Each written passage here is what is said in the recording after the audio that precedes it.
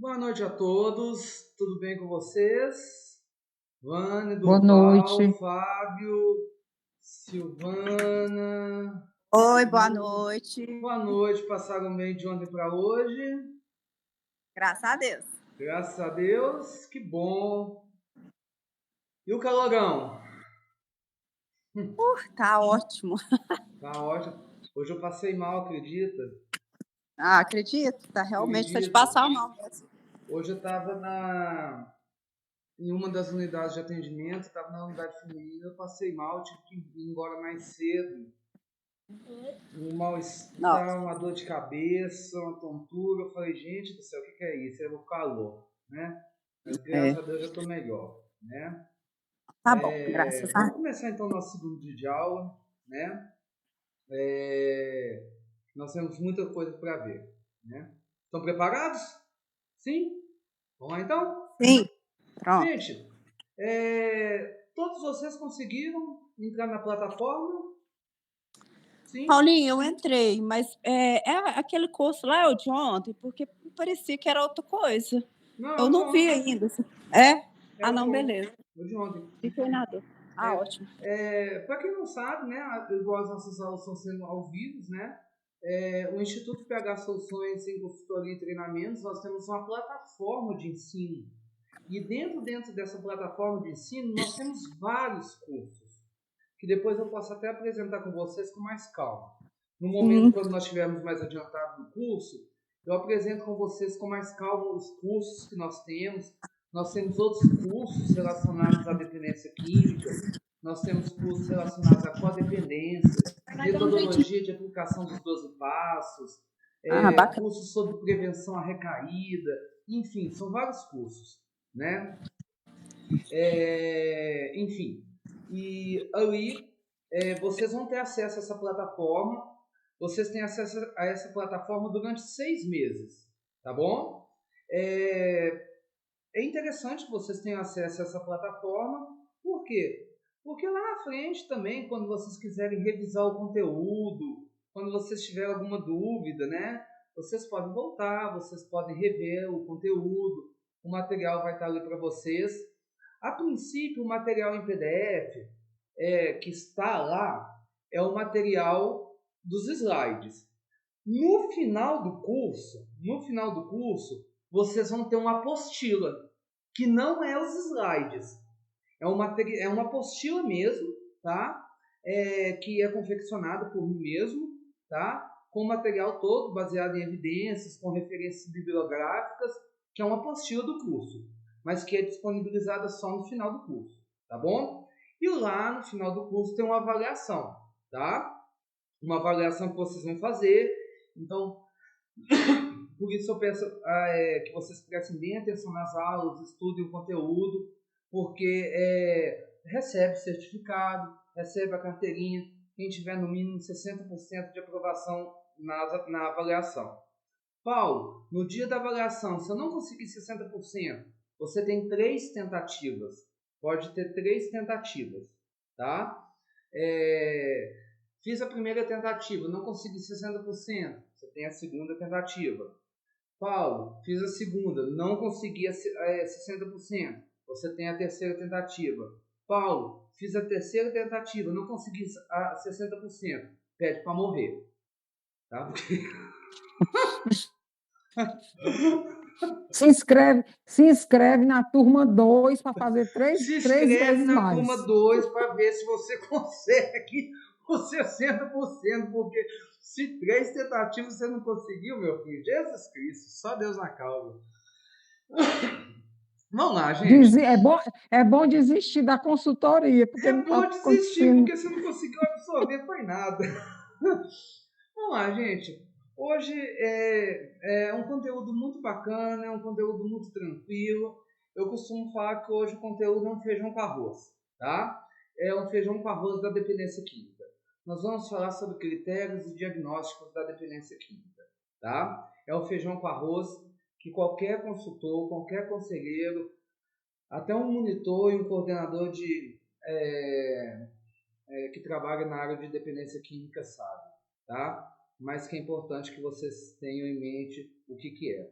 Já teve algumas pessoas que já me mandaram mensagem que não vão participar da aula de hoje, porque alguns fazem faculdade e tem aula presencial hoje, não vão poder assistir a aula, mas vão assistir lá na plataforma. O slide dessa aula já está disponível lá na plataforma, tá bom? Foi disponibilizado lá às 7 horas da noite, tá bom? E vai ser sempre assim. O slide da aula de amanhã, às 7 horas da noite, já vai estar disponível lá. Então, se você já quiser amanhã às 7 horas da noite, já dar uma lida, já imprimir, fazer alguma coisa, fica a seu critério, beleza? Eu vou ver se... E aí a gravação dessa aula também, até amanhã, ou dependendo do horário que acabar hoje, eu consigo já pôr ela lá na plataforma. É porque tem um movimento que preciso fazer, eu preciso compactar a aula para depois julgar, e aí não é tão fácil assim. Então demora um tempinho, tá? Mas Só uma pergunta, Paulinho. A gente devagarzinho vai a gente terminar, consegue ir, tá bom? nós vamos concluir na sexta-feira. Aí a gente Exatamente. tem até que dia para fazer a avaliação? A avaliação, ela vai ser no sábado, tá? A avaliação eu vou liberar ela no sábado, tá bom? E aí eu vou explicar para vocês, vai ter o horário específico, tá? Vai ter o horário específico. Ela vai, vamos supor, a avaliação vai ser de 3 a 5. Eu vou liberar lá o horário. De 3 a 5 a avaliação vai estar disponível. Entendeu? Fechou 5 horas, a avaliação não vai estar mais disponível. Entendeu? Então ninguém consegue acessar. Beleza? Mas aí a gente vai discutindo no meio da semana, tá bom? Vamos lá então. Primeira coisa que nós vamos entender então nos critérios de diagnóstico da dependência química nós entendemos que é um conteúdo básico. Gente, hoje nós estamos falando de dependência química e é muito importante que nós entendamos que nós estamos falando de uma doença. Antigamente, antes da Organização Mundial de Saúde avaliar a dependência química como uma doença, dependência química era falta de vergonha na cara, falta de caráter, era tudo, né? Era vagabundice, era falta de caráter, era falta de comprometimento das pessoas, né? Era um tanto de coisa, né?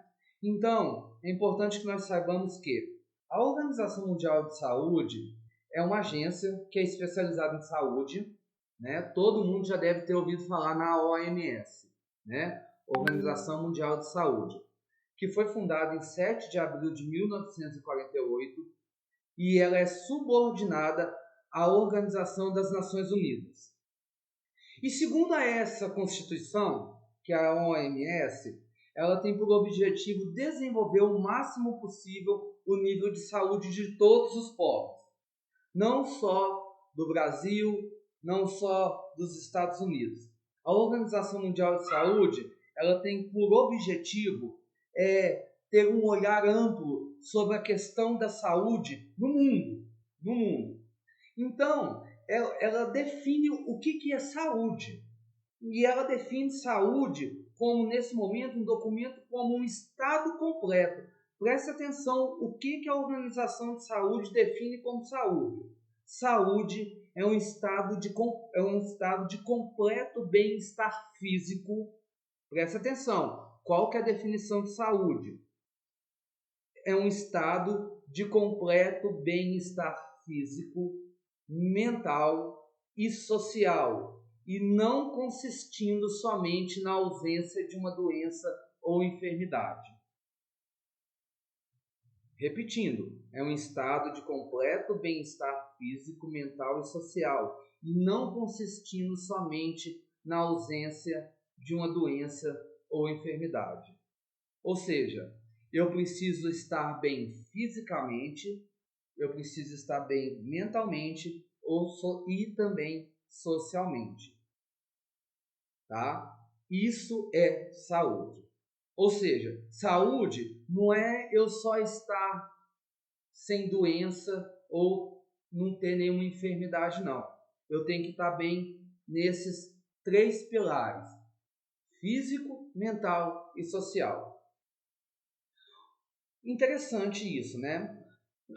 Porque, vamos supor, se eu não estou bem para a Organização Mundial de Saúde, eu posso estar bem fisicamente, eu posso estar bem fisicamente, mas se eu não estou bem socialmente, eu não estou com saúde.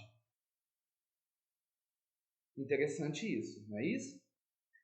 E aí é interessante que, prestem atenção, se um usuário de droga, presta atenção, um usuário de droga, principalmente quando ele está no início do uso compulsivo, ele já começou a entrar no uso compulsivo, ele já está usando, ele ainda não afetou o físico dele, ele ainda não afetou a parte mental dele, mas consequentemente ele já afetou o social.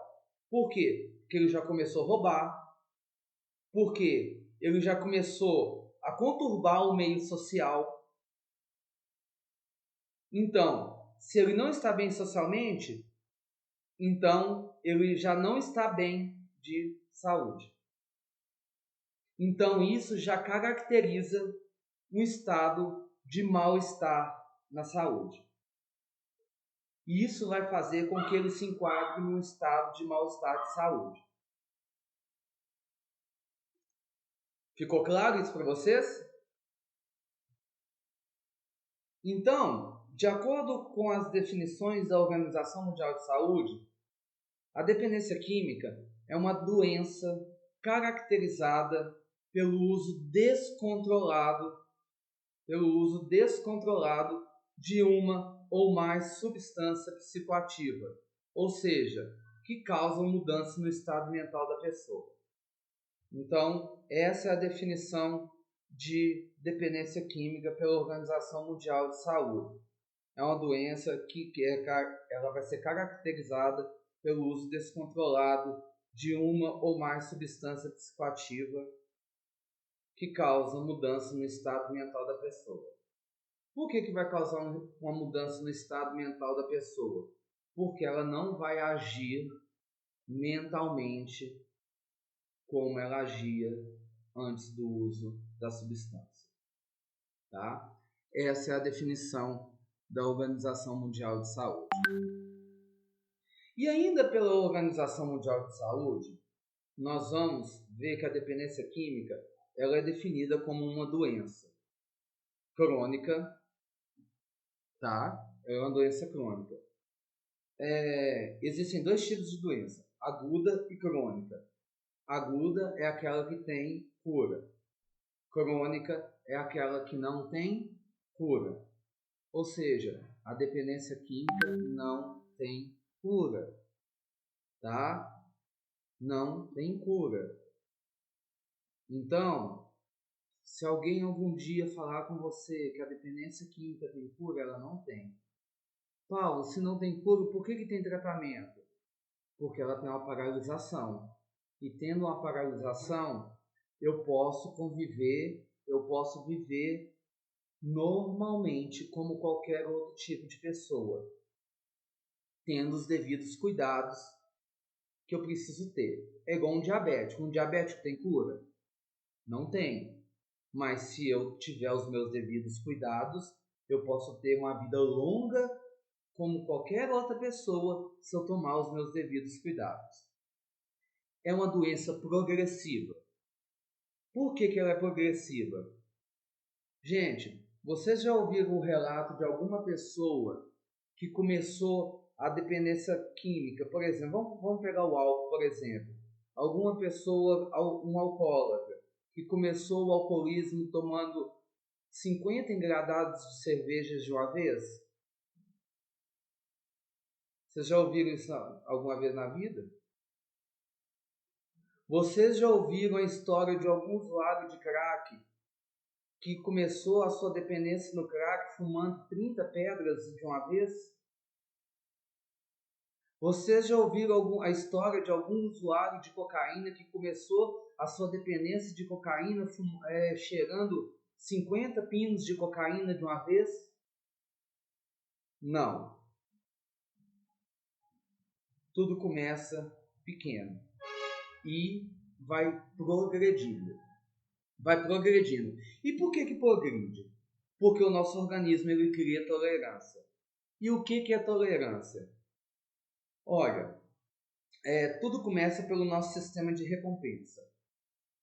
A partir do momento que eu uso o primeiro pino de cocaína, ele vai causar um grau de satisfação no meu cérebro, no meu sistema de recompensa. Cheirei minha primeira carreira.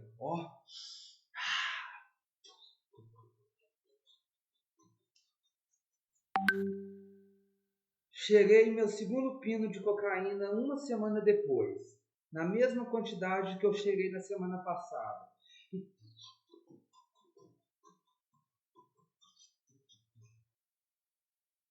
Só que aí foram acontecendo algumas situações na minha vida. Foi uma semana muito estressante, briguei com a namorada, briguei com a família.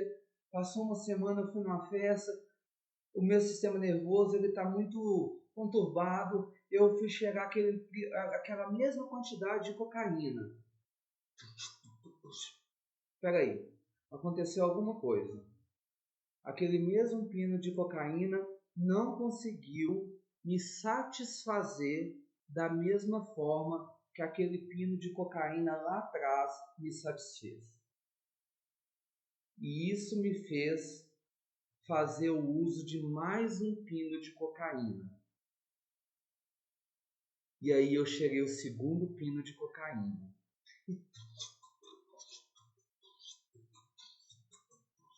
Agora sim, 2 pinos de cocaína me satisfez igual ao primeiro. E aí, depois de 3 semanas, agora eu preciso de 2 pinos de cocaína para me satisfazer igual ao primeiro. E assim a doença ela vai progredindo. A doença vai progredindo. Ao ponto que vai passando o tempo, eu vou precisar de 4, 5, 6, 7, 8, 9, 10 pinos para alcançar o desejo do primeiro.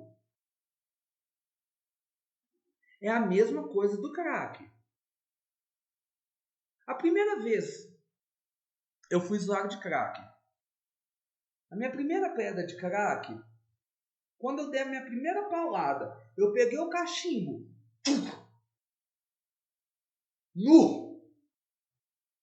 Eu entrei em êxtase. Eu acho que eu fiquei viajando uns 20 minutos ali.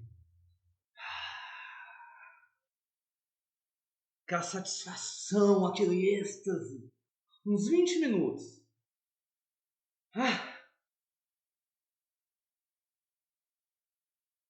Beleza.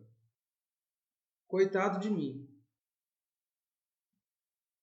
Eu pensei que todas as outras pedras fossem durar aqueles 20 minutos. Foi passando o tempo. A segunda pedra me fez aquele efeito durante uns 15 minutos. A terceira pedra me fez aquele efeito uns 10 minutos. A quarta pedra me fez aquele efeito uns 5 minutos. Quando eu fui ver, a 10ª pedra estava me provocando o efeito, aquela satisfação, durante uns 20 segundos só. Ou seja, o efeito da primeira pedra, que me durou quase uns 20 minutos, estava durando apenas 20 segundos. Ou seja, se na primeira pedra eu estava demorando 20 minutos para comprar a segunda, lá na 10ª pedra eu estava demorando 20 segundos para fumar a segunda. A doença foi o quê? Progredindo, porque o meu organismo criou tolerância. E assim acontece com as outras drogas. Por isso que a doença é progressiva. E aí, nós falamos que a doença é crônica, não tem cura, ela é progressiva, ou seja, ela é crescente e ela é de fins fatais. Por que de fins fatais? Porque se ela não tiver tratamento, se a pessoa não procurar tratamento, ela vai morrer. Ela vai morrer. Isso é fato. Não tem o que se discutir. Ela vai morrer. Então isso é uma definição científica. Não é o Paulo que está falando. Então a doença da dependência química, nunca se esqueçam, ela é crônica, progressiva e de terminação fatal. Bom, progredindo aqui, a dependência química é uma doença. E por que ela é uma doença? Porque a gente tem que entender por que ela é uma doença. Ela não é uma doença só porque ela é progressiva, porque ela é crônica e ela é de fins fatais. Ela é uma doença porque a sugestiva relação genética hereditária, porque ela pode ser hereditária, porque para ser uma doença ela precisa ter critérios. E quais que são os critérios para ser uma doença? O primeiro é porque há uma sugestiva relação genética hereditária, ou seja, existem evidências científicas que ela pode ter uma questão genética que pode passar de herança para herança. Terceiro ponto, porque ela responde a tratamento médico, ou seja, porque existem mecanismos médicos que respondem ao tratamento, ou seja, existem manobras medicinais que fazem com que a doença paralise e porque ninguém deseja ser dependente químico.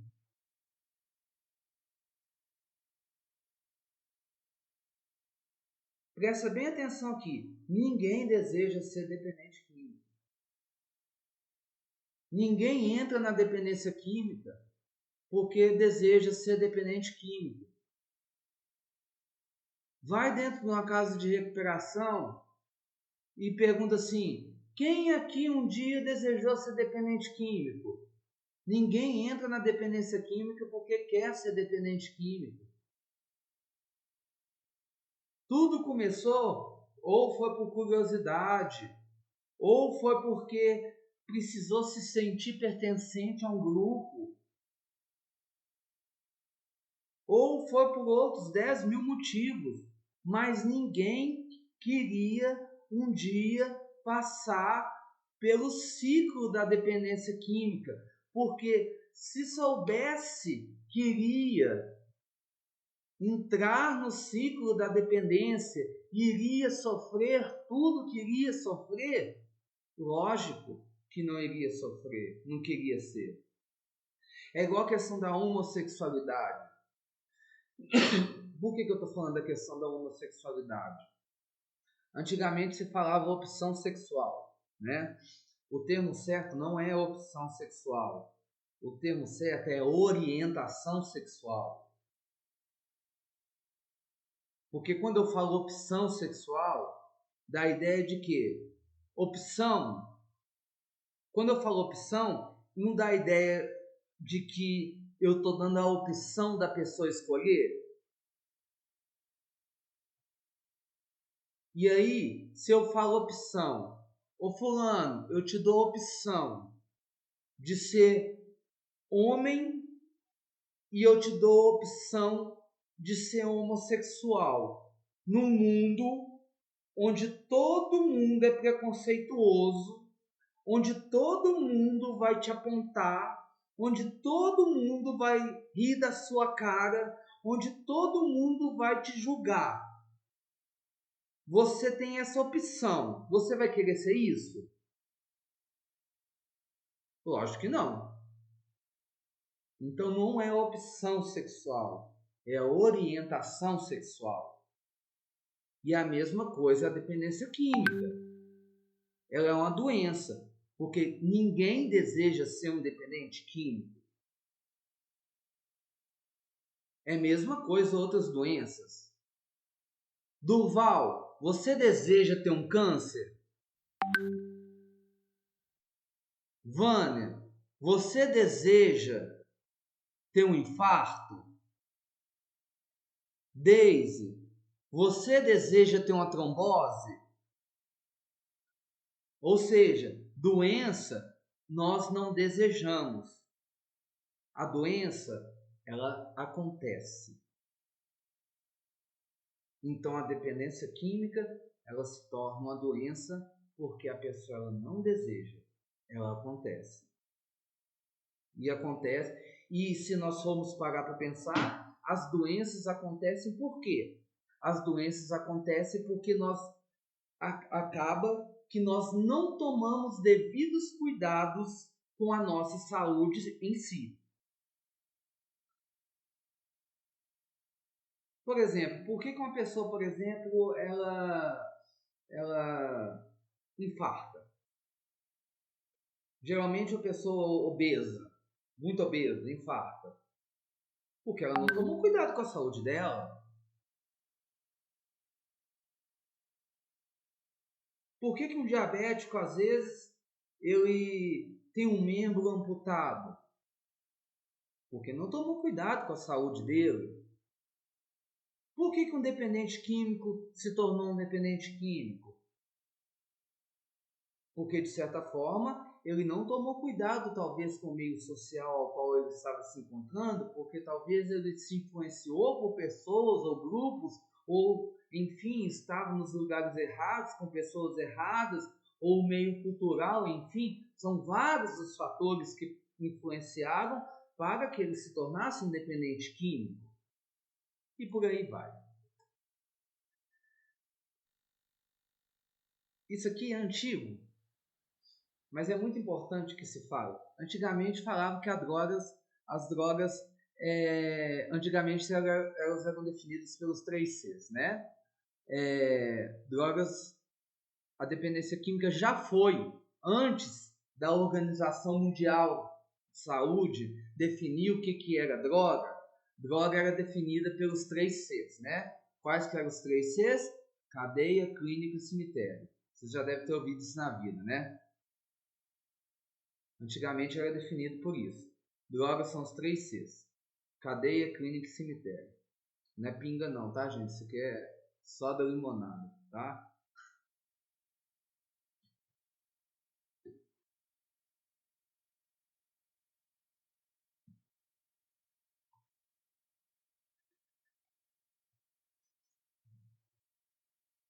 Vamos falar um pouco sobre a questão do diagnóstico da dependência química. Como que ele se dá? Hoje nós temos alguns norteadores da dependência química e aí nós vamos falar um pouco de medicina. Nós vamos falar o que norteia a psiquiatria e o que norteia a psicologia. Nós temos alguns guias que vão nortear a questão da dependência química, que é o CID-10, que é o ICD-11 e o DSM-5, tá? Nós vamos ver aqui primeiro que pelo DSM-5, que é onde encontraremos 5 critérios para o diagnóstico da dependência química, que é o DSM-5. E no CID-10, que é esse daqui, nós vamos ver o F10 e do F10 ao F19, nós vamos encontrar 6 características que vão caracterizar o diagnóstico da dependência química. Já o CID-11 que está no período de transição e, segundo a estimativa da Organização Mundial de Saúde, é que esteja em uso em 1º de janeiro de 2025. O CID-11 é esse aqui, olha. É esse último livrinho aqui, ó. Esse aqui não é utilizado aqui ainda não, tá? E para diagnosticar essa doença é necessário que a pessoa tenha no mínimo 3 critérios desses no último ano anterior à consulta médica. Vocês que trabalham com clínica de recuperação e vão trabalhar também como consultores e conselheiros, é muito comum que os seus acolhidos façam perícia médica, né? E eles têm direito a afastamento pelo INSS, porque é reconhecido como doença. E é muito comum também que dentro desses critérios tem médico que não passa eles na perícia. Não passam eles na perícia. Eu vou dar algumas dicas aqui agora para que vocês também orientem eles na hora que eles forem fazer perícia, para que eles passem algumas características para o médico perito, passar eles na perícia. Porque eles são tão espertos que eles chegam a ser bobos. Eles chegam na hora da perícia com o médico pergunta, você está bem? Eu estou ótimo. Vontade de matar. Eu estou ótimo. E depois quer afastar ainda. E eles têm direito a benefícios, né? Mas vamos ver um pouco sobre esses critérios diagnósticos. Vamos lá. Primeiro vamos voltar aqui só para ver no DSM-5 quais são os 5 critérios para o diagnóstico da dependência química.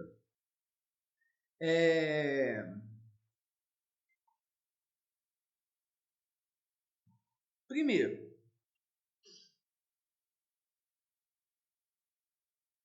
a pessoa ela precisa ter um desejo forte e compulsivo de consumir a substância. Desejo forte e compulsivo de consumir a substância. E aí vocês anotam aí na frente. Desejo forte e compulsivo de consumir a substância é sinônimo de fissura. Tá? Isso se chama fissura. Tá? Desejo forte e compulsivo de consumir a substância.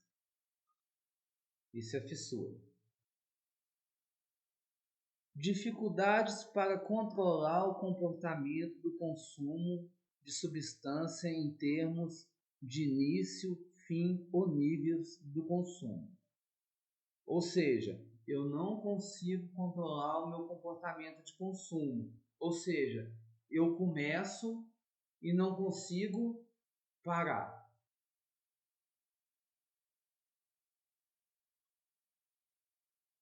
E aí, por exemplo, é bom você orientar a pessoa quando ela for fazer uma perícia, né?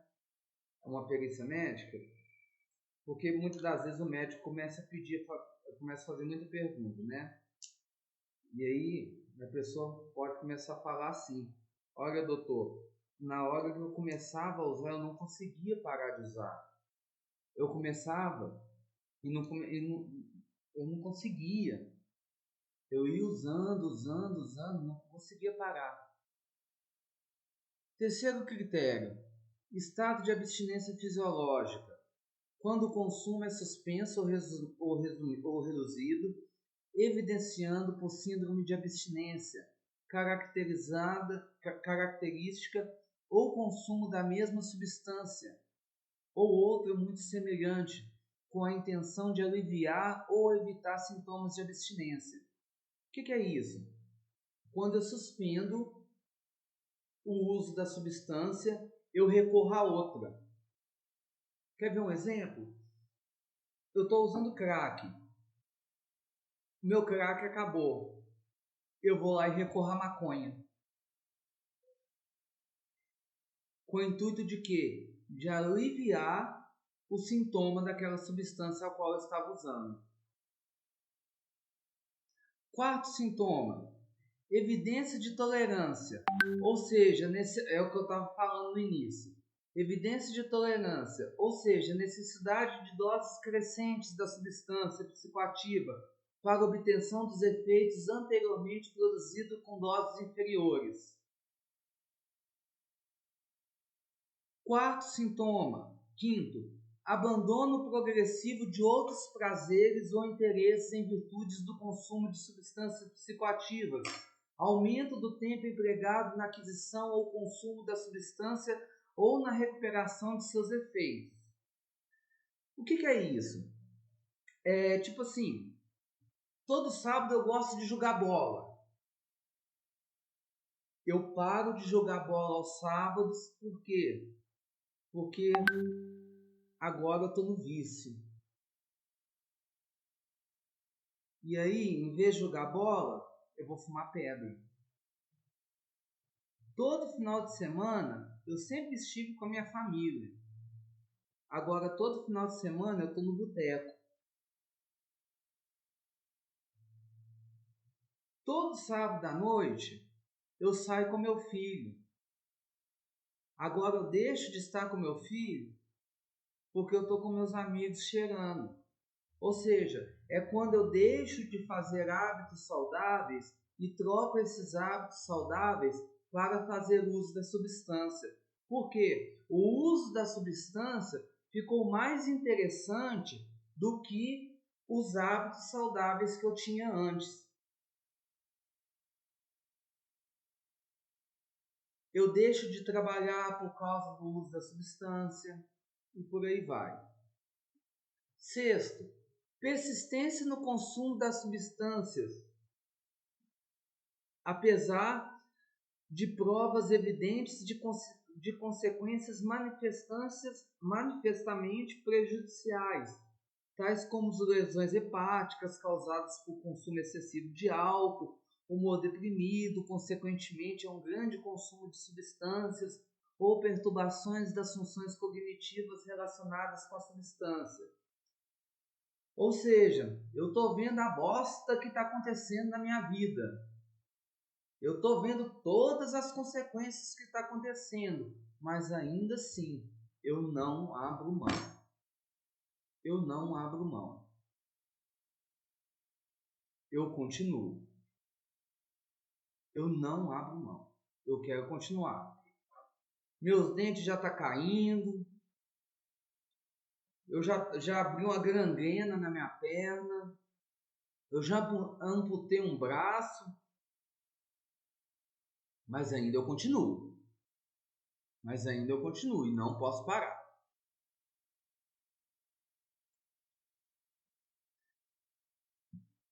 Temos aqui também os critérios do CID-10 para a dependência de substância, né?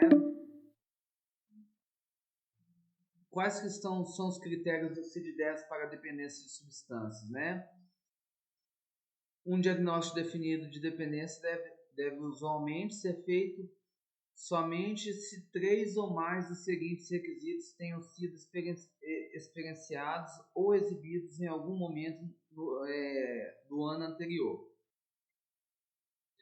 Eu estou explicando isso aqui para vocês e estou passando esses critérios porque isso aqui vai ser muito importante para vocês.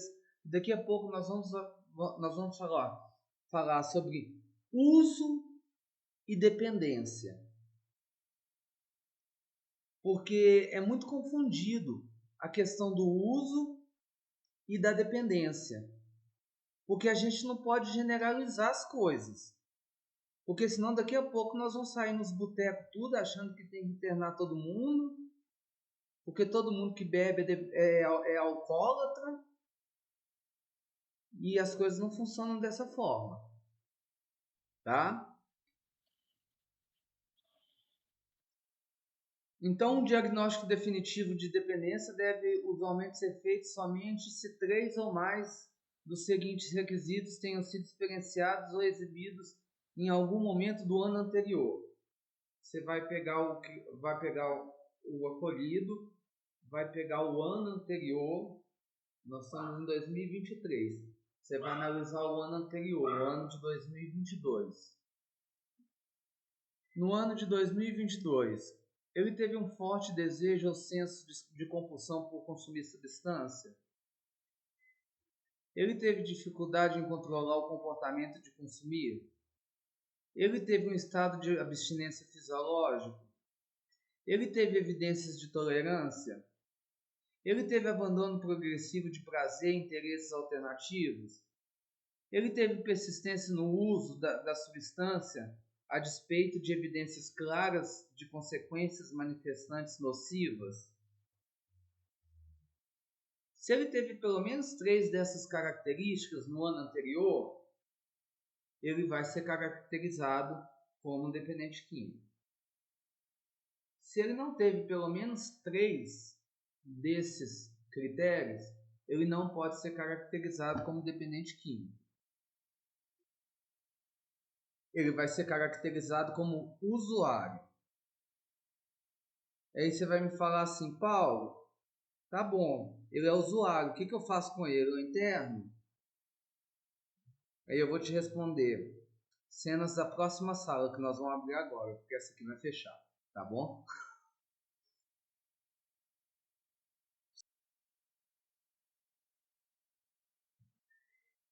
Eu não vou perder muito tempo nisso aqui não, mas é só para vocês terem uma noção, porque quando é classificado os diagnósticos do dependente químico, principalmente porque geralmente quando o acolhido ele chega na comunidade, geralmente ele tem que chegar com encaminhamento, ou quando ele vai fazer uma perícia, ou quando vocês receberem um relatório médico, alguma coisa, vocês vão receber esse encaminhamento com um CID. Um CID-10. Um CID-10F alguma coisa. E o que é um CID-10F alguma coisa? No caso, quando for um CID-10F10, por exemplo, significa que ele tem um transtorno mental e comportamental devido ao uso de álcool, por exemplo, quando for um alcoólatra. Quando for um CID-F11, ele tem um transtorno mental e comportamental devido ao uso de opiáceos. E por aí vai. Quando for um F14, por exemplo, é um transtorno mental e comportamental devido ao uso de cocaína. E aqui esse F14 se enquadra ao crack também, tá, gente? Se enquadra ao crack. Não tem um CID específico do crack, não. Porque para a medicina, crack e cocaína é a mesma substância, tá? Com os senhores conselheiros e consultores. Crack e cocaína é a mesma substância, só que uma é fumada e a outra é cheirada, ingerida. Paulinho, o crack é como se fosse o refúgio, né? Da cocaína, ou não? Olha, vamos lá. Deixa eu explicar um pouco como funciona a questão do crack e da cocaína. No momento da fabricação, eu tenho que tomar cuidado aqui, porque eu já tinha uma experiência no tráfico de drogas, de fabricação de crack e cocaína. Mas deixa eu tentar limitar minhas falas aqui, senão daqui a pouco eu vou estar ensinando vocês a fazerem pasta base. E não vai ficar muito bom. O que acontece? A partir da pasta base, que é a fabricação, quando se pega a folha da coca, a partir da folha da coca se faz a pasta base. A pasta base vamos dizer, é a base para que se fabrique a cocaína e também se fabrique o crack. Eu não vou entrar em muitos detalhes sobre isso agora, porque não é o objetivo, tá? Mas substancialmente é a mesma substância. Só que quando da pasta base se fabrica a cocaína, nós vamos ver vários tipos de misturas. Porque quando se pega a pasta base e se joga para as biqueiras, para as bocas de fumo, para se render, aí vai se misturar remédio, caco de vidro, dipirona, essas coisas tudo, para render, entendeu? Quando se vai fazer o crack, tem um outro tipo de procedimento, até ele se tornar a pedra, até essa pasta se tornar pedra. E aí vai vir a pequena diferença, porque a cocaína ela vai se tornar pó e a pedra vai se tornar pedra. E aí na hora da ingestão, o pó vai ser cheirado e a pedra vai ser fumada. É ao ponto que a pedra, quando ela é fumada, quando se risca, né, o isqueiro, o fósforo, seja lá o que for, ela derrete. E aí aquela pessoa inala inala aquela fumaça daquela pedra derretida, né?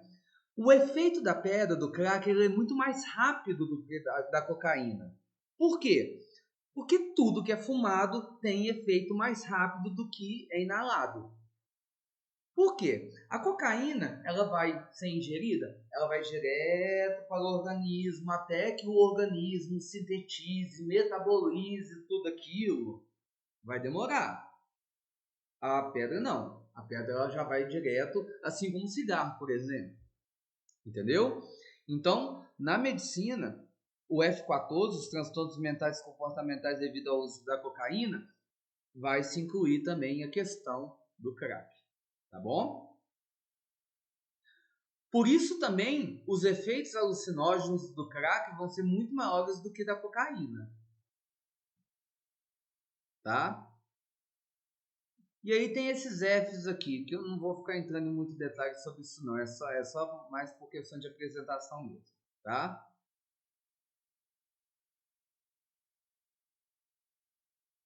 Aí tem as categorias, a cada categoria F possui 10 subcategorias, né? Dentro do manual, né? A cada F, ó, tem o CID, tem o CID-10, tem os Fs, e a cada F nós temos mais 10 subcategorias, né? Só por questão de conhecimento mesmo, tá? E aí entra uma questão que é muito interessante. Uso, abuso ou dependência.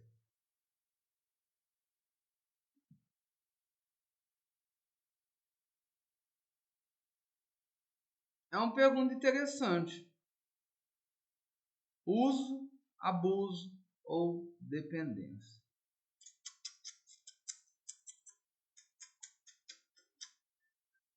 O uso. O uso é relacionado a qualquer tipo de consumo, podendo ser frequente ou não.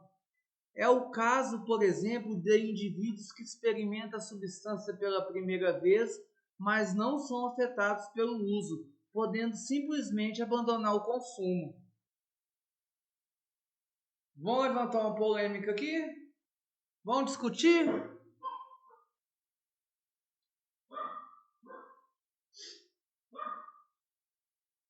Algum de vocês aí bebem?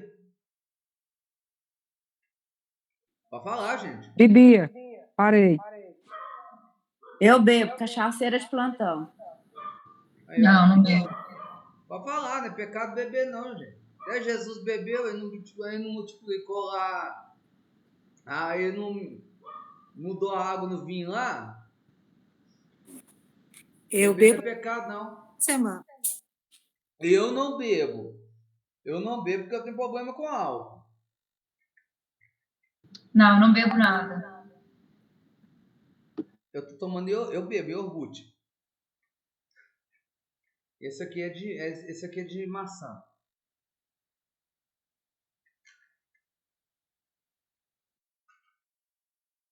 E aquele cara que faz uso de maconha todo dia à noite, ele fuma um baseado todo dia que chega do serviço. É certo ou errado? O que você me diz sobre isso, Durval? Eu quero te ouvir, Durval. Durval, você está muito calado hoje. Liga esse microfone, pelo amor de Deus, Durval. Vai pegar no meu pé, então?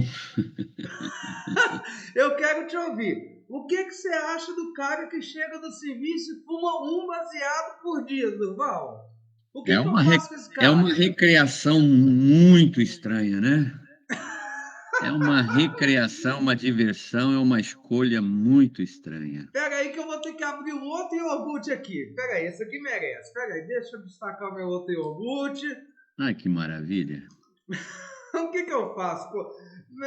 Me fala a sua opinião sobre isso, Durval. Não tem opinião, existem prazeres, né? Hoje a maconha, fumar um cigarrinho de maconha no final do dia, é relaxar, é descansar, Assim como as pessoas ao longo do dia, para controlar o sistema nervoso, fumam cigarro, tem uma compulsão ao fumo, entendeu?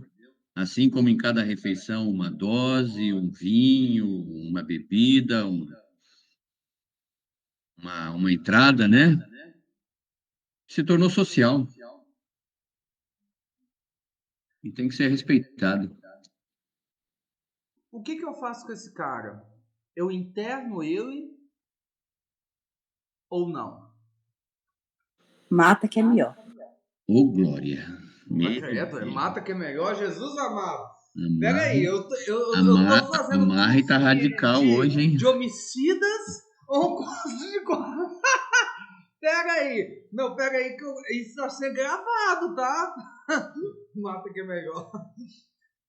Primeiro, Não, agora eu queria ouvir a a opinião de impotência das todos vocês pessoas, a aqui. impotência das pessoas de lidar com a problemática precisa de uma situação emergencial e agressiva, né? Uhum, Interna, né? É a uhum, pessoa não saber, não ter controle É da situação, não brincadeira, saber pelo lidar com amor a de Deus. situação. hum.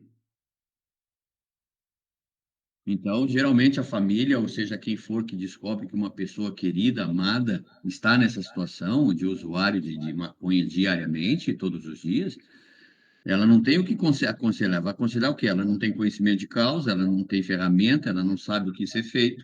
Então, o único recurso é internação para ela, né? Aí fica martelando na cabeça daquele usuário, martelando. Você precisa de ajuda, você precisa de internação, você precisa de tratamento e por aí afora.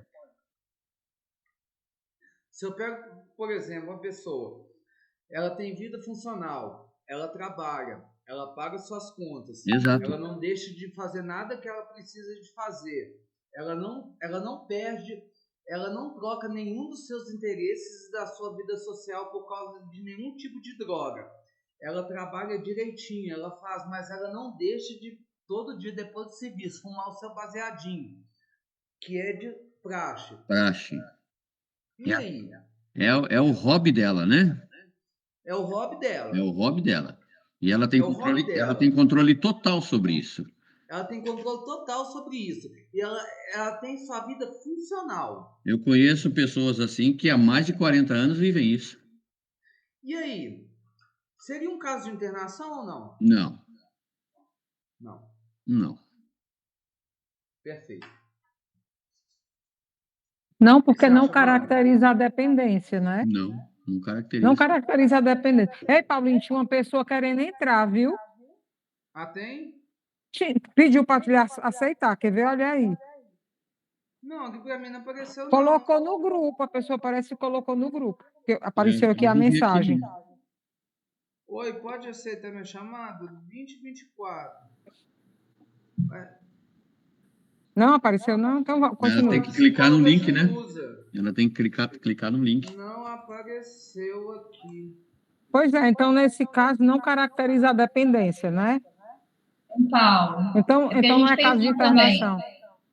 a gente Oi? pensando também que dependência química é o uso descontrolado e que afeta também o estado normal do ser humano, a gente pensando assim que não vai mudar em nada e que não fica descontrolado, que fica sempre controlado, então por que internar? Repete de novo, Deise, por favor. Eu tô falando assim, pensando no que você acabou de falar, né? Que dependência química é o uso descontrolado e que afeta, né, o estado normal da pessoa. Então, nesse caso aí, tá tudo bem. Porque não tá descontrolado e também não tá afetando o estado normal da pessoa. Exatamente. É isso que eu queria que vocês entendessem. Uhum. É isso que eu queria que vocês entendessem, tá? É exatamente essa questão do uso, da questão de uso, abuso. Por quê? O que vai acontecer? Quando se verifica o caso da internação, vocês precisam identificar se a pessoa está deixando de ter uma vida funcional ou não por causa do uso da substância. Não cabe a nós julgarmos se a pessoa está fazendo uso da substância ou não. O critério não é a substância. O critério é se a vida da pessoa está deixando de ser funcional ou não. Entenderam? E nesse caso, correndo risco, né? Exatamente. É isso que eu queria que vocês chegassem à conclusão nessa aula. Paulo, Tá? desculpa, A questão não é a substância. A questão é a vida da pessoa. Se ela está se colocando em risco ou não. Se ela está colocando a vida de outras pessoas em risco também ou não. E a funcionalidade da vida dessa pessoa. Se ela está sendo funcional ou não. É isso que vocês precisam avaliar. Perfeito. Ficou bem claro para vocês? Olha, se ela bebe ou não, se ela fuma maconha ou não, se ela cheira cocaína ou não, se ela usa o crack ou não. O crack, com certeza, assim, eu desconheço pessoa que fuma crack e não tem uma vida disfuncional, né? Mas assim, mas por quê? Porque, infelizmente, nós temos um olhar viciado. Nós temos um olhar viciado. Porque, infelizmente, o nosso olhar não é para a pessoa. O nosso olhar não é para o sujeito. O nosso olhar é para a substância. Concordam comigo? A gente já olha logo a substância. E muitas das vezes nós, como conselheiros e consultores, a nossa primeira demanda, presta bem atenção no que eu vou falar aqui agora. Nós nunca vamos receber primeiro o dependente. Nós sempre vamos receber primeiro o familiar. E o familiar sempre é o primeiro desesperado. E o familiar, que é o primeiro desesperado, ele nunca vai estar com o olhar sobre o sujeito. Ele sempre vai estar com o olhar sobre a substância que o sujeito está usando. E o olhar do familiar é um olhar desesperado. Por quê? Porque o familiar não quer perder aquela pessoa que ele tanto ama. E você, como conselheiro e como consultor, precisa ser uma pessoa equilibrada para saber aconselhar. Porque você é um conselheiro. Posso contar uma coisa que eu vejo bastante? Jovens de 18 anos que acabaram de entrar no mundo da maconha. Os pais vêm desesperados internar o jovem. E aí enfia o jovem dentro da comunidade terapêutica e da clínica. E aí lá no mundo da clínica e da comunidade terapêutica, esse jovem começa a lidar com pessoas que já fumaram pedra, que já cheiraram cocaína. Agora eu vi querer entrar. Aí chega lá esse jovem de 18 anos, que só fumou maconha. Talvez ele não tenha nem um mês de maconha na vida dele. Ele começa a conviver com pessoas que cheiravam cocaína, começa a conviver com pessoas que já pagaram cadeia, começa a conviver com pessoas que já fumaram crack. Ele começa a captar um tanto de situações adversas da vida dele.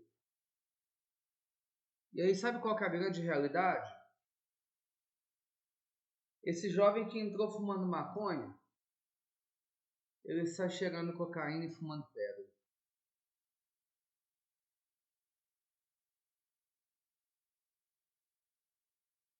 Essa partilha de experiências é altamente negativo, né? Exatamente.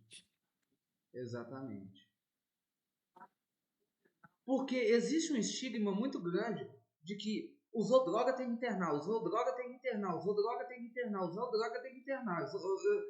Tem um tal de usou droga tem que internar? O que é isso, gente? Calma, vamos devagar. Vamos com calma. Não é assim, não. Vamos ver. Vamos conversar. Vamos ver as possibilidades. Nós falávamos ontem de uma anamnese. Vamos ver o contexto. Vamos ver qual que é a melhor solução. vamos ver qual que é a melhor saída, né? Mas não. Usou droga, tem que internar. Usou droga, tem que internar. Usou droga, tem que internar. Usou droga, tem que internar. E deixa eu contar uma coisa para vocês.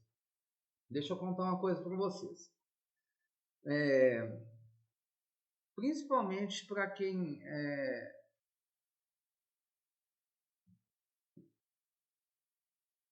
é gestor de clínica. É uma coisa que eu falo muito quando eu estou dando curso dentro de clínica, essas coisas. Há 10 anos atrás, se você chegasse numa clínica ou numa comunidade terapêutica e falasse assim: quem aqui está internando pela primeira vez? A grande maioria. Hoje, se você chega numa clínica e fala assim: quem aqui está internando pela primeira vez? Quase ninguém. Quem aqui tem mais de uma internação? Hoje, dentro das clínicas e das comunidades, nós temos um grande número de reincidentes. Então, vocês, conselheiros e consultores, que vão trabalhar dentro de clínica ou fora ou não, eu peço encarecidamente para vocês, tenham um olhar cuidadoso para os reincidentes. E o que é ter esse olhar cuidadoso para o reincidente? Esse olhar cuidadoso para o reincidente é o seguinte: se ele está de volta, é porque alguma coisa deu errado. Mas muitas das vezes, a metodologia das clínicas e das comunidades, elas têm sido a mesma da de 10 anos atrás. Lógico que eu não vou generalizar, vou falar que é todas assim, né? Porque tem muitas que evoluem.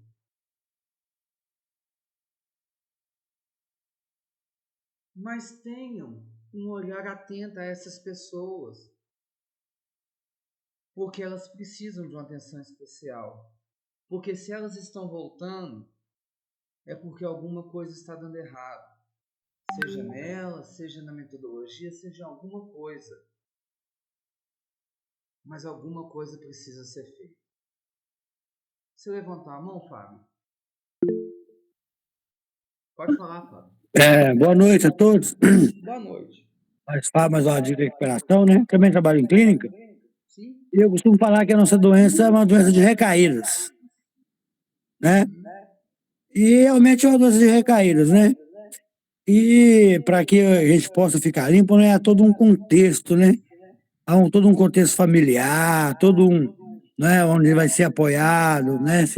Aquele velho jargão, se não mudar nada muda, né? E também que hoje em dia virou um negócio, né? Como você falou, vai depender de muitas variantes, né? Para que a pessoa possa ficar limpa. Ela realmente ter o desejo de parar de usar, né? Tem a manutenção, muitas pessoas não, né? Tem a negação que não conseguem, que há de eternas vão ter que frequentar um grupo de apoio, né? Ou então uma religião de escolha.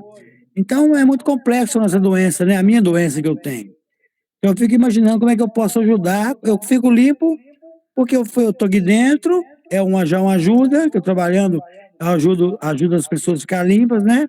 E eu também, eu frequento Narcóticos Anônimos lá fora, mas tem muitas coisas que a pessoa, para mim, ela não fica limpa porque ou ela não tem uma estrutura familiar, ou ela realmente não quer. O que você acha sobre isso? Na verdade, não existe esse não querer. Porque, na verdade, todo mundo quer ficar limpo. Na verdade, Freud já falava que todo mundo é movido por 2 tipos de pulsão: pulsão de vida e pulsão de morte. E todo mundo é movido por pulsão de vida. Todos querem vida. Todos querem vida. Só que esse achar o caminho da vida que é a grande dificuldade deles. que muitas das vezes foi a minha grande dificuldade, que muitas das vezes é a grande dificuldade de cada um deles. E a função de vocês como conselheiros é ajudar eles a acharem esse caminho, né? Por quê? Porque, na verdade, a vida deles, devido a tantos traumas, tantas situações que aconteceram na vida deles, você falou aí de desamparo familiar, desestrutura e outras coisas, é muito confuso na vida deles. E a comunidade terapêutica, a clínica, ela vem com essa missão, ela vem com essa responsabilidade de ajudar a estruturar isso na cabeça deles, né? De como que vai ser, o pós-tratamento, de fazer um planejamento de vida. Ontem o Durval estava falando e explanou isso muito bem. Nós estávamos comentando da vontade, né, Durval, deles quererem continuar na comunidade, né, porque eles encontram ali o amparo, a vontade de continuar ajudando como um dia foram ajudados. Falávamos isso ontem, né, Durval? Né? Então, a missão de vocês enquanto conselheiro é realmente ajudar. Pensem numa gaveta desorganizada. Todos vocês, pensem numa gaveta desorganizada. Essa é a mente do dependente químico quando está dentro da casa de recuperação. Qual que é a missão de vocês enquanto conselheiros? Ajudar a organizar essa gaveta. E essa gaveta organizada é a recuperação de cada um deles. É a salvação da vida deles. E essa gaveta organizada, quando você levanta, você olha ela daqui de cima, você consegue observar onde está cada objeto da vida deles. Só que antes, quando eu estava olhando aqui de cima, eu não via nada, porque tinha um tanto de coisa em cima de um tanto de coisa, e eu não conseguia enxergar. Mas vocês colocaram cada objeto no lugar, e agora eu posso ver onde está cada objeto.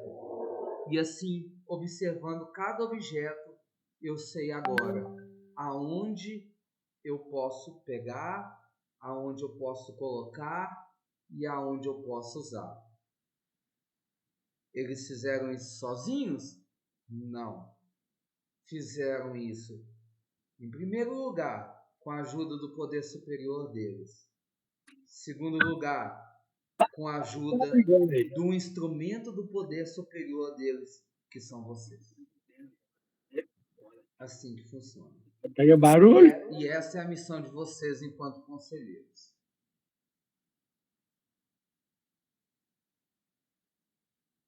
Abuso. Abuso é o uso nocivo de uma substância consequente de algum tipo de problema. Uso nocivo. Nesse caso, o uso da substância é mais recorrente, podendo desencadear na dependência. Gente, antigamente falava uso abusivo, tá? Não se fala mais uso abusivo, tá bom? Não se fala mais uso abusivo.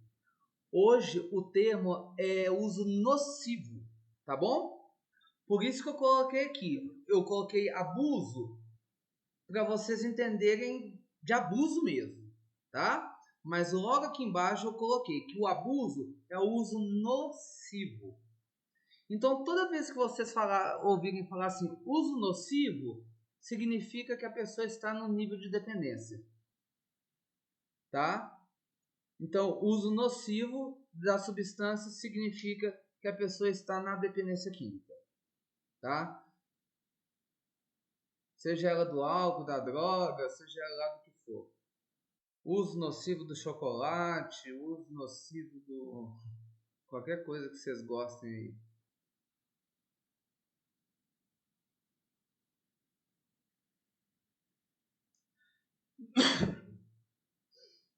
Dependência.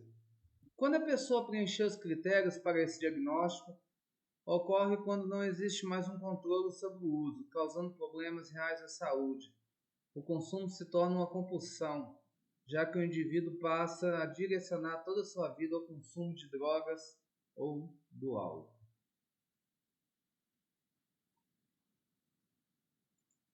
Preste atenção nisso aqui. Isso aqui eu amo. Esse aqui já é da minha área da neurociência. Olha como que funciona o sistema de recompensa. E como que funciona o sistema de recompensa no dependente químico. Isso aqui é um cérebro normal. Tá? Isso aqui é um cérebro normal. Tá vendo que o cérebro normal, ele tem uma partezinha verde aqui, olha. Essa partezinha verde aqui, olha, ela é responsável pela parte de produção de dopamina. Dopamina é o hormônio da felicidade. É o que te deixa feliz. Sabe quando você come aquele chocolatezinho que te deixa feliz? Essa parte verde. Tá? Tem a parte amarela aqui também. Tá? A parte amarela também ela produz dopamina, serotonina, endorfina. E tem a parte vermelha também. Essa parte vermelha é a parte que provoca prazer. Toda parte do prazer está aqui nessa parte vermelha. É a parte que te faz interessar pelas coisas normais da vida. Isso é um cérebro normal, tá? Olha o cérebro de uma pessoa obesa. Como que funciona? O cérebro de uma pessoa obesa, nós não temos a parte de dopamina, nós não temos a parte de alta produção de dopamina, que é a parte de muito prazer, nem de interesses normais, né? Nós não temos também a parte de ausência de prazer. Nós só temos os níveis médios de dopamina e uma dificuldade de se divertir e de sentir prazer. Essa é a parte do cérebro de um obeso. Olha o cérebro de um usuário de cocaína. Repare a parte azul primeiro. Está vendo que o cérebro é todo completo? Vamos reparar o cérebro da pessoa obesa. Agora vamos para o cérebro de um usuário de cocaína e de crack. Olha o que começa a acontecer com a parte azul. Vocês conseguem ver os fragmentos que começam a ser corroídos? Olhem para vocês verem. Olhem.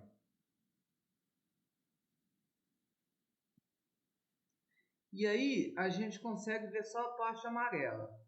E o que significa a parte amarela? Níveis médios de dopamina. Isso significa que a pessoa ela tem dificuldade para se divertir, sentir prazer. E aí por que ela tem dificuldade? Por que ela tem necessidade de usar? Porque na hora que ela está fazendo o uso, é a hora que vai ter a grande liberação de dopamina. E aí quando ela está fazendo o uso, vai ter liberação de dopamina, serotonina, e aí que ela vai sentir prazer. Mas quando passa o efeito, ela vai ter dificuldade de sentir prazer. Se ela tem ausência de prazer, é o quê? Depressão. Pode falar, Durval? Só para identificar com você se essas partes escuras são a destruição de neurônios, que Exatamente. já não existe mais sinapses, né? Exatamente. Tá, Aqui já foram destruídos os neurônios, já não existem mais sinapses, Por isso que a pessoa ela vai começar E a essas ter lesões, dificuldade essas lesões eu considero, bom, pelo menos a ciência considera irreparáveis, né? Não, irreparáveis. irreparáveis. E aí, com a ausência, tipo assim, com abstinência, com tratamento, com o deixar de usar, né? Não estar mais no uso na ativa, essas áreas escuras não tem mais reparação, não tem mais volta.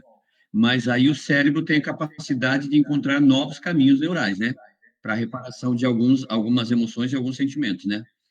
Tem. Aí é o que a gente chama na terapia cognitivo comportamental, que é muito interessante vocês, enquanto conselheiros, sempre através de um planejamento de vida, aconselhar eles a terem práticas que provoquem a produção de dopamina. Exato, perfeito, perfeito. Inclusive, desculpa eu insistir, porque como eu falei ontem para você, o meu papel hoje, prioritário hoje, é treinamento e capacitação das igrejas para trabalhar com dependência química, né?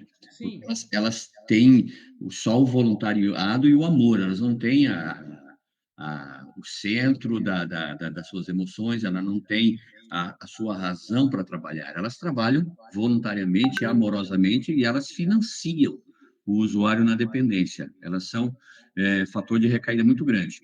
Então, eu digo que essa destruição, essa lesão, que nós consideramos incuráveis na dependência química. Não existe cura por essas lesões, porque a busca de prazer tem que ser muito mais intensa no dependente, ela tem que ser muito mais forte, as atividades em busca de prazer tem que ser muito mais forte, muito mais compreensiva, e cada um tem que fazer parte desse contexto, como o Fábio falou, que é uma somatória de tudo à sua volta. Quer dizer, tem que se montar um sistema à sua volta de proteção do dependente, do qual permita esse estímulo de dopamina para ele, né, de produção enzimática. Certo? É muito mais do que amor. Exato, muito mais do que amor. É muito mais do que amor. Perfeito. Né? Porque a destruição é muito grande e para se produzir dopamina precisa de muito mais. É muito mais complexo do que se pensa. E hoje a cultura religiosa, ela não aceita essa palavra não ter cura, né? A cultura religiosa. Mas não se entende que não estamos falando que Deus não tem poder. Nós estamos falando que existe uma enfermidade, uma doença crônica, um mal sério, devastador, que destruiu a pessoa por inteiro nos seus 4 pilares, e não é simplesmente restaurando um pilar, ou um pilar e meio da sua vida, da sua história, que ela vai ter sucesso e vai alcançar resultados. Esquece. E se vocês repararem, preste atenção. Isso é que eu estou falando do sistema de recompensa. Exato. Perceba o tamanho do sistema de recompensa do cérebro normal. Perceba o tamanho do sistema de recompensa do cérebro da pessoa obesa. Percebam o tamanho do sistema de recompensa do sistema do usuário de cocaína. Agora, olha do alcoólatra. Menor ainda. Menor ainda. Tá? E a destruição do usuário de spa, o pior do sistema de recompensa são essas lesões escuras. Sim, exatamente. Esse é o pior. O pior da intensidade do sistema é a destruição, é a lesão. Exatamente. Porque essas áreas não vão produzir mais nada. Exatamente. São crateras que são deixadas e que não são reconstituídas. Coisa que no obeso e no alcoólatra ainda tem áreas que não foram destruídas. Exatamente. E no obeso não foi destruído nada, né? Não houve uma agressão, né? Exatamente. Vai lá, Fábio. Ô, Paulo, o pessoal aí, né? O grupo. E, por exemplo, a cognição, né? Principalmente a memória. O que é mais afetado? Seja ele no alcoolismo, seja ele na drogadição, a memória, porque a gente vai ficando demente, né? Até ao longo do tempo, né? Nós vamos ficando mais velhos, né? E cada vez menos memória. E a memória, a gente sem memória não somos nada. Qual o nível de que afeta a memória da pessoa, dependendo do tempo de uso? Ou me explica mais ou menos aí, que você possa me explicar, se você entendeu minha pergunta, sobre a memória, que é dos fatos muito importantes na nossa cognição, né? Nosso modo de agir e pensar. Sim. Na cognição, o que vai ser mais afetado vai ser a sua memória recente. No caso da cognição. E o que é a memória recente? Porque nós temos a memória passada e a memória recente. São dois tipos de memória que nós possuímos. Você vai começar a ter um esquecimento recente das coisas. Isso você vai começar a reparar, por exemplo, assim, você vai começar a sair, vai começar a esquecer as coisas. Vamos supor, você tem que sair para fazer um exame. E aí você tem que levar um protocolo, um envelope. Você sai de casa, quando você vai chegar no meio do caminho, você vai esquecer o protocolo. Cadê o protocolo? Entendeu? Isso com o passar do tempo. Entendeu? A sua memória recente vai começar a ser esquecida. Entendeu? Mas isso com o passar do tempo. Tá? Isso evoluindo com os anos, você vai começar tendo esquecimentos maiores, podendo progredir ao Alzheimer, tá? Não necessariamente vai ter Alzheimer, tá? Mas são as memórias recentes, tá? Paulinho, Oi. na realidade, só para complementar o que você está falando, o Fábio perguntou quais são as implicações, né, as consequências dessa perda de memória. Não foi isso, Fábio? Então, complementando o que você falou, Exatamente. o que é que acontece com uma pessoa que fica sem memória? É uma pessoa que está perdendo a autonomia dela. Por quê? Ela está esquecendo de determinadas coisas que ela vai precisar de um ego, uma pessoa auxiliar para estar lembrando de coisas que ela está esquecendo. Então, concluindo, é uma perda de autonomia. Isso é um dos fatores, não é isso, Paulinho? Sim, com certeza. Porque a partir do momento que você começa a esquecer a sua memória recente, assim, Sim. se for uma perca leve, tudo bem, né? Mas se for uma perca grave, né? Você começa a perder sua autonomia, né? Ao ponto de esquecer quem é você, aonde você mora, rua, etc e tal. Por exemplo, hoje eu estava fazendo um acolhimento de uma pessoa dentro da unidade, eu estou perguntando para ela, qual que é seu nome? Não sei. Qual que é seu CPF? Não sei. Qual que é seu telefone? Não sei. De onde que você veio? Não sei. Eu parei a entrevista da menina. Eu parei. Porque ela não sabe de nada. E aí eu tô assim, bacana. O que essa menina tá fazendo aqui?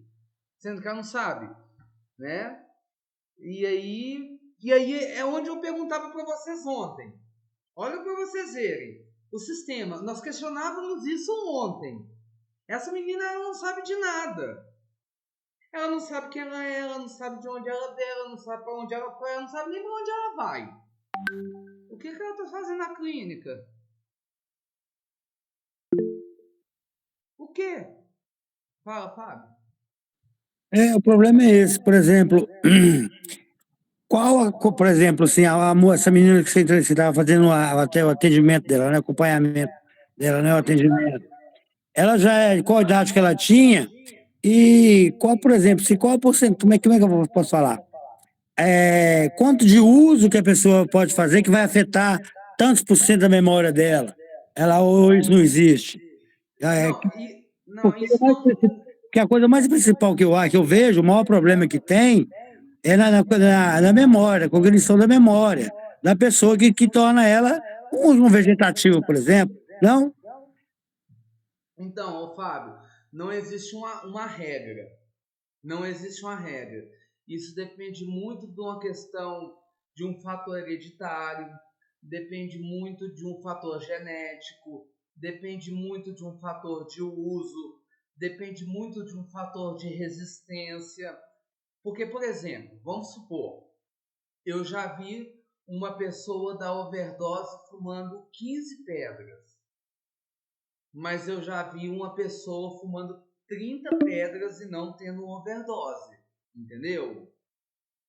Então, não tem uma regra específica para se falar que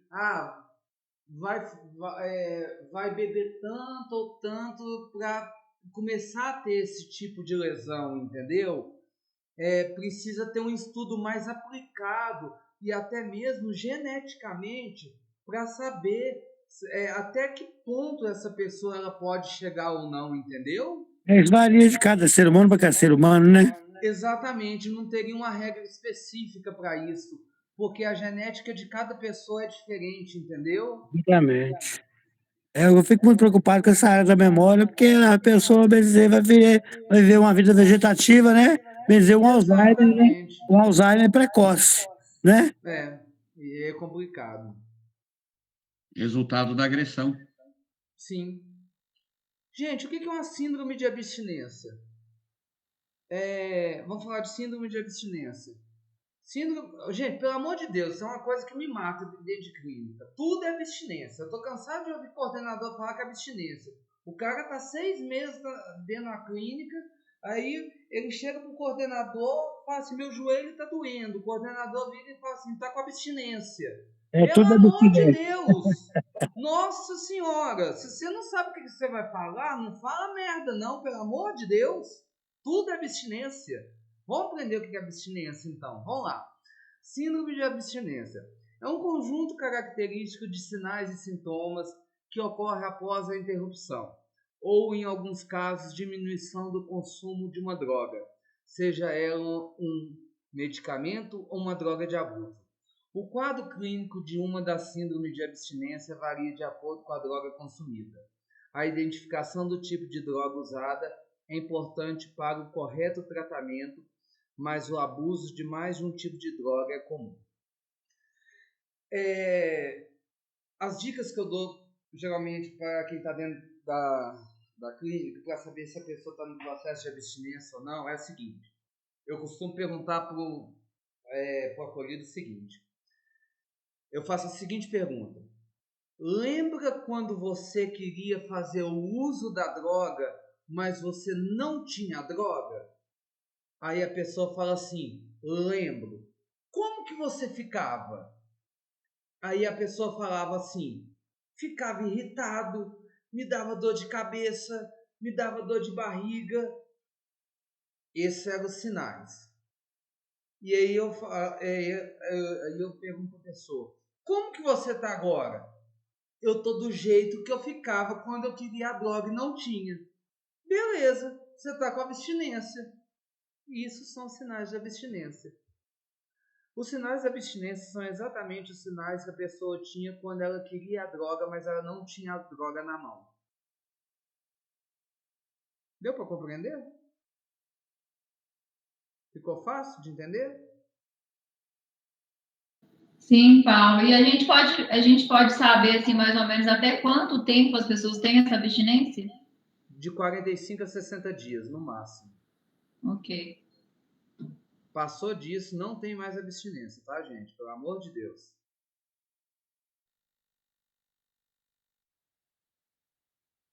Passou disso é qualquer outra coisa, menos abstinência. Oi, Fábio. Então, por exemplo, passou a abstinência, né? Então ele não tem mais vontade, assim, né? Vamos supor, vamos pôr dessa maneira. Por que ele volta a usar, então? Porque ele frustrou pela expectativa? Ele pôs expectativa em alguma coisa, porque uma ação gera uma reação, que gera um sentimento, né? Aí ele frustra, aí ele vai usar. É por causa disso? Eu já vi um Google falar isso. Vontade mesmo. Vontade, porque vontade não significa abstinência. Abstinência não tem nada a ver com vontade. Abstinência são sinais fisiológicos, são sinais fisiológicos e psicológicos. Entendam? É um conjunto de sinais e sintomas que ocorrem. É um conjunto de sinais e sintomas. Não é vontade. Entendeu? Passou disso, Entendi. volta a usar porque é vontade. É igual, vamos supor, você gosta de chocolate? Gosto. Beleza, você fica 1 ano sem comer chocolate. Aí você passa em frente a Cacau Show. Você vê aquela barra, eles têm uns trem de chocolate que cai assim. E aí você vê aquele trem caindo de chocolate, você vê aquilo, Você vai lá e compra um chocolate. Você comprou o chocolate por quê? Porque você teve vontade. Exatamente.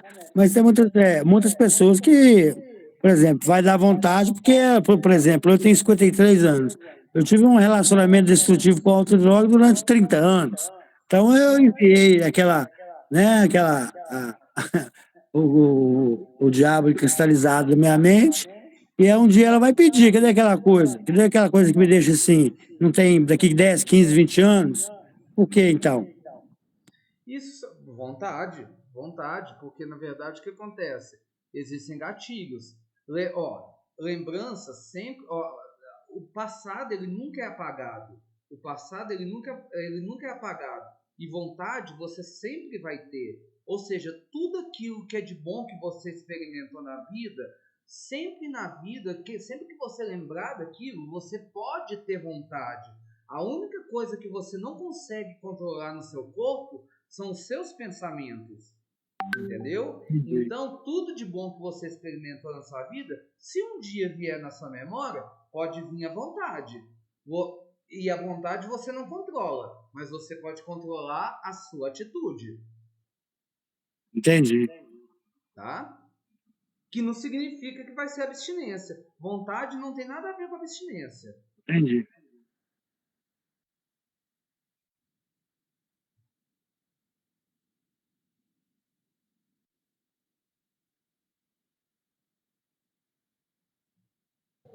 É porque a gente pensa na abstinência como uma coisa involuntária, né, Paulo? É Porque involuntário. o corpo pede, né? Ele tá tão acostumado com aquilo ali que acaba que, igual você falou, é fisiológico, né? Exatamente. Gente, vamos no intervalo em uns 5 minutinhos? Beber uma água no banheiro? E eu vou aproveitar, vou trocar de sala também. Faltam 8 minutos para encerrar essa sala. Pode ser? Vamos sair dessa sala aqui. Eu já volta para outra, né? São 9h04. 9h10 a gente volta para outra sala. Pode ser? Fechou? Fechou. Tchauzinho.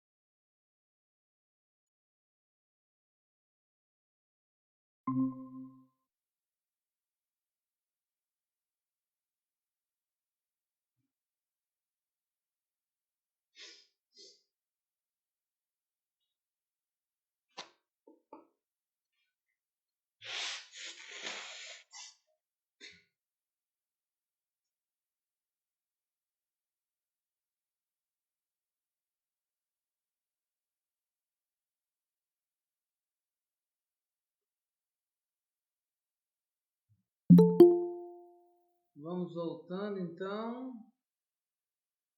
Deixa o pessoal voltar devagarzinho. Estamos aqui então de volta. Vamos lá então, gente.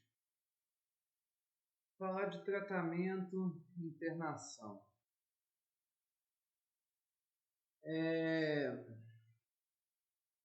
Hoje, no Brasil,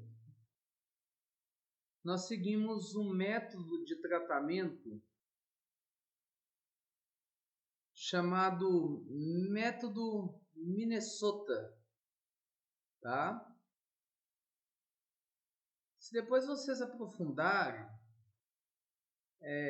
a história das comunidades terapêuticas, de onde surgiram, nós vamos ver que as comunidades terapêuticas, a primeira comunidade terapêutica surgiu, o nome dela é a Synanon, surgiu de um grupo de alcoólicos anônimos lá nos Estados Unidos, e foi evoluindo até chegar no Brasil, né? Mas hoje nós seguimos esse método Minnesota. E esse método Minnesota é o método que nós usamos em todas as comunidades terapêuticas e clínicas. Quer dizer, não vou dizer todas, né? Mas a grande maioria. E elas seguem esses 3 pontos que são básicos, que é importante vocês conhecerem. O primeiro ponto, que é uma visão biopsicossocial. E eu acrescentaria uma outra aí, que na visão Minnesota não existe, mas com o passar do tempo, nós aqui no Brasil acrescentamos, que é uma visão biopsicossocial e espiritual. O que é uma visão biopsicossocial e espiritual? É eu enxergar que o acolhido ele é um ser biológico, ele é um ser psicológico, ele é um ser social e ele é um ser espiritual. Ou seja, eu tenho que enxergar e eu preciso tratar ele nessas 4 dimensões. Ou seja, o meu plano de tratamento em cima desse acolhido precisa prever ações, precisa prever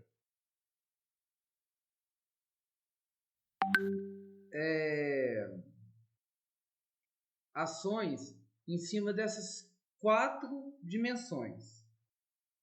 Eu preciso entender que ele é um ser biológico, então eu tenho que ter ações e entender que eu preciso trabalhar ele enquanto ser biológico, a autoestima dele, eu tenho que resgatar a autoestima. Porque quando ele estava lá na rua, por exemplo, usando droga, ele não cuidava dele, ele não tomava um banho, ele não trocava de roupa, ele não tinha cuidado consigo próprio, ele não cortava um cabelo, ele não cortava uma unha, ele não escovava um dente, a autoestima dele estava lá embaixo, ele não cuidava da saúde dele. Então, dentro do meu plano de tratamento, eu preciso cuidar dessa parte biológica dele. E eu preciso fazer ele entender que, a partir do momento que ele está se tratando, ele precisa cuidar dessa parte dele a partir de agora.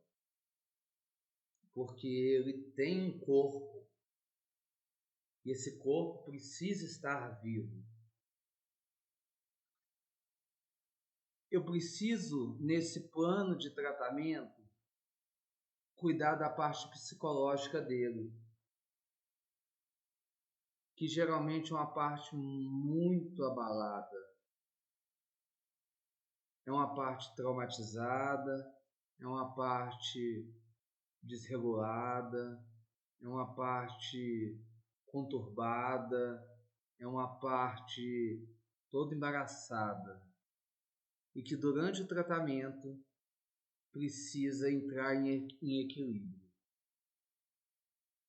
Então, num plano de tratamento dentro da CT, dentro da comunidade terapêutica, dentro da clínica, essa parte psicológica ela precisa ser cuidada com muito carinho. Até mesmo porque a cabeça do dependente químico aqui dentro, principalmente no início do tratamento e no final do tratamento, é um turbilhão de situações. No início porque é uma negação danada. E no final, porque é cheio de dúvidas. Eu preciso entender que esse ser social, e que ele também é um ser social. Ele é um ser que vive numa sociedade. E que essa sociedade negou ele durante muito tempo. Essa sociedade julgou ele muito tempo. Essa sociedade apontou ele muito tempo. Essa sociedade estigmatizou ele muito tempo como noiado, vagabundo. Essa sociedade apontou ele muitas das vezes como aquele que não ia dar certo.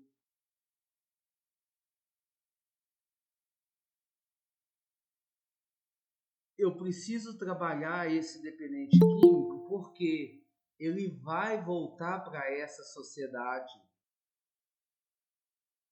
E como que vai ser quando ele voltar para essa sociedade? Qual que é o meio que ele vai voltar? Será que o meio que ele vai voltar é um meio propício? Será que o meio social que ele vai voltar é um meio de risco? Não é?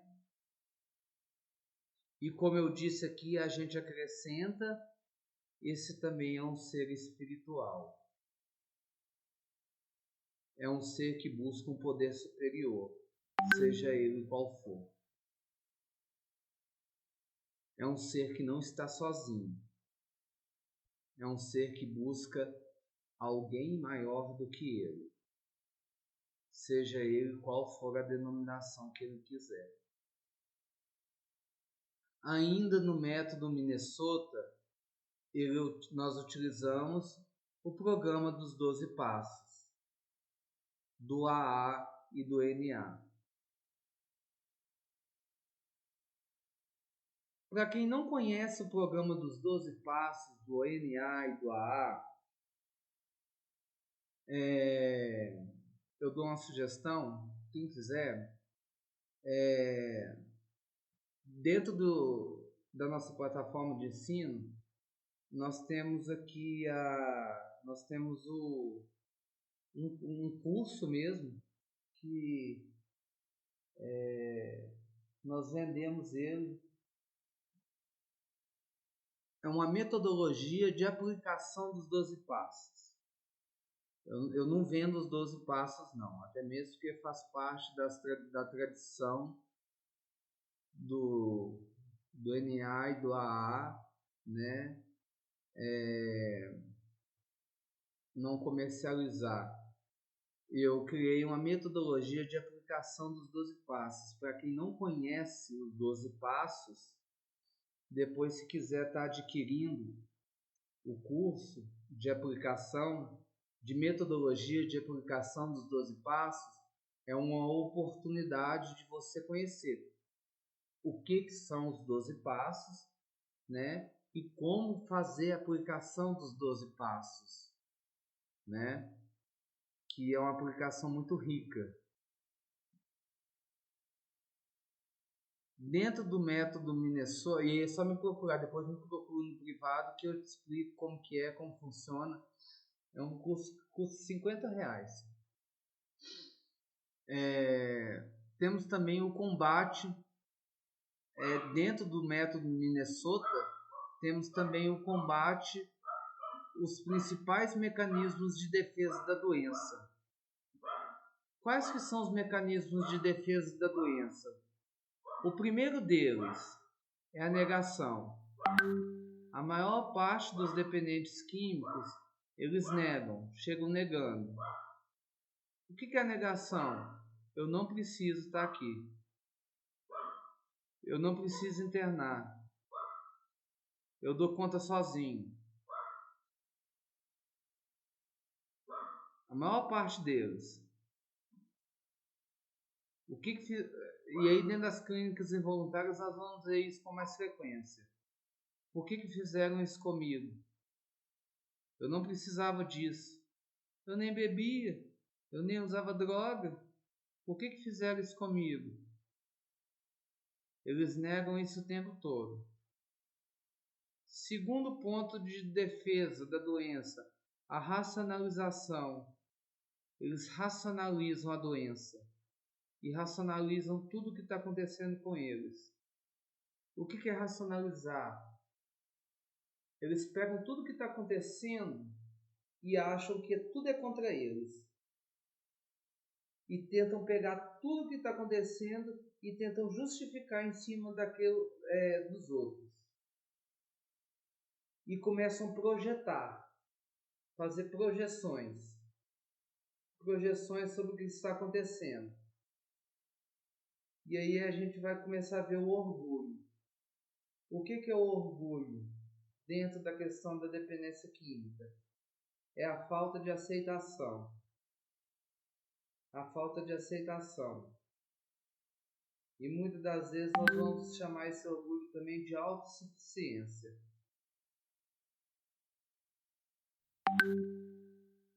Eu não preciso disso. Eu sei de tudo. Né? Então, dentro do método Minnesota, nós vamos ver essa estrutura de tratamento para os dependentes químicos.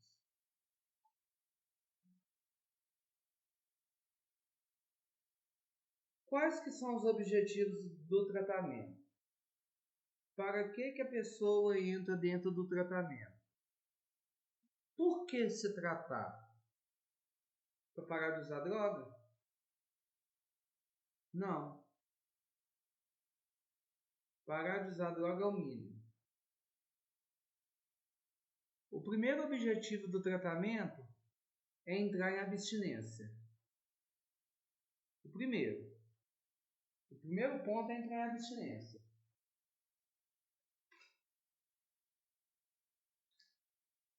O primeiro, tá?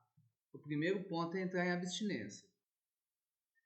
E a fase mais complexa é a fase onde vocês têm que ter muita paciência, é a fase onde vocês precisam conversar mais, é a fase onde vocês precisam ter muita atenção, é a fase onde vocês têm que ter muita aceitação também, é a fase muito peculiar, tá?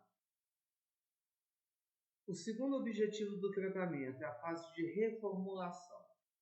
É onde ele sai da abstinência, ele já saiu da negação, ele já começou a aceitar o tratamento, então vocês vão reformular.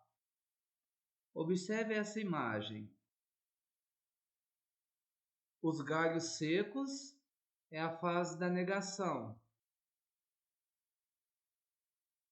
E aí você sai dos galhos secos e começa a entrar na fase dos galhos já floridos e verdes.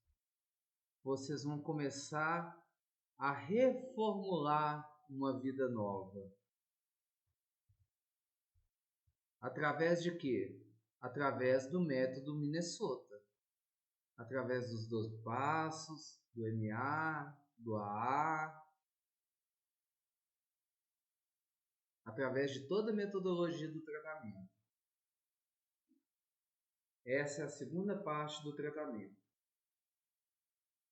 É a fase de reformulação. A partir do momento que eu já comecei a aceitar o tratamento, eu reconheço que eu sou um dependente químico. A partir de agora, eu saio dessa fase de sequidão e começo a entrar numa fase de reformulação. A minha vida agora começa a virar uma outra. Eu começo a sonhar. Eu começo a reformular a minha vida. E depois que eu começo a reformular, eu entro na fase final do meu tratamento, que é uma fase de agregação. E o que é essa fase de agregação? Eu começo a agregar valores. E o que é agregar valores? Eu começo a reconstituir. Eu começo a retirar tudo de bom que tem dentro de mim. E aí é onde vocês que são conselheiros, é onde vocês que são consultores começam a fazer um trabalho tanto com a família, tanto com o dependente, tanto com quem for que esteja junto com aquele dependente. Tá vendo essas mãos unidas aqui? Vocês começam a agregar tudo, porque aquele dependente está chegando numa fase final e está na hora dele ir embora. Está na hora dele voltar para a sociedade e ser um ser humano feliz. Curado? Não. Paralisado. Paralisado. E esses são os objetivos do tratamento: abstinência, reformulação e agregação. Alguém tem alguma dúvida? Quer fazer alguma pergunta? Ficou claro?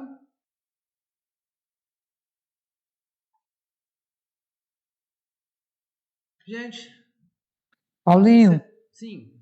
não, é só aqui um fechamento. Essa parte aí é muito bom, assim, ter que trabalhar projetos de vida, né? Sim. Projetos da nova vida, né? Porque ele vai voltar para essa sociedade, mas tem que estar fazendo, assim, tudo diferente. Afastado daquelas pessoas que tinham convivência. Tem que criar uma vida nova para esse sujeito, né? Encher de possibilidades. É um trabalho bem bacana. E é como você diz, é trabalhar com a rede, né? É com a família, exatamente. Mas dá certo, Vai, e tem que dá dar. certo. Tem que dar certo. A gente trabalha para isso, nessa perspectiva. Sim. Né? Gente, nós ficamos por aqui hoje então, tá bom? Muito obrigado. Foi um prazerão estar com vocês de novo, tá bom? Até amanhã, se Deus quiser, 7h30 nós estamos aqui, tá bom? 7h20 eu libero o link, 7h30 em ponto, tá bom? Assim que eu conseguir compactar a aula, eu já jogo lá, 7 horas, o slide da aula de amanhã já vai estar lá no portal para vocês, tá bom?